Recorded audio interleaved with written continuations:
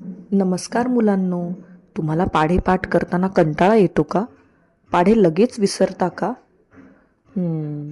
आज मी तुम्हाला फक्त 3 सोप्या ट्रिक्स सांगणार आहे, ज्यामुळे पाढे खूप पटकन आणि कायमचे लक्षात राहतील.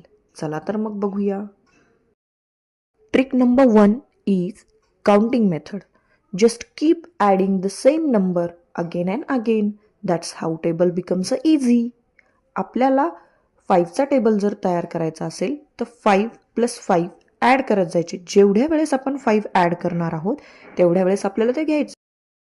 Second trick is learning table with songs or rhymes. If you can sing it you will never forget it. आपण जर पाढे गाण्याच्या स्वरूपात लक्षात ठेवले तर ते आपल्या लक्षात राहतात. आता बघूया तिसरी trick. Just 5 minutes practice every day with a games make a multiplication super easy. आपल्याला गेममधून किंवा क्विज मॅथ्सचे जे असतात त्यामधून जर आपण मल्टिप्लिकेशन केले किंवा लक्षात ठेवले तर ते लक्षात राहतात. मग बघूया 6चा टेबल.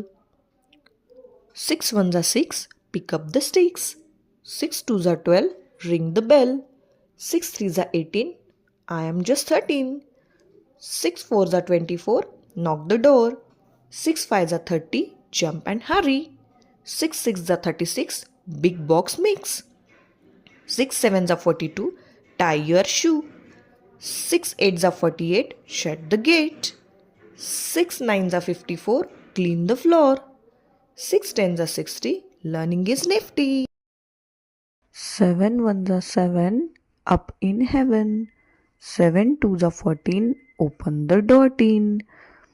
7 3 जा 21 lots of fun. 7 4 जा 28 close the gate. 7 5 जा 35 jump alive. 7 6 जा 42 zoo fun too.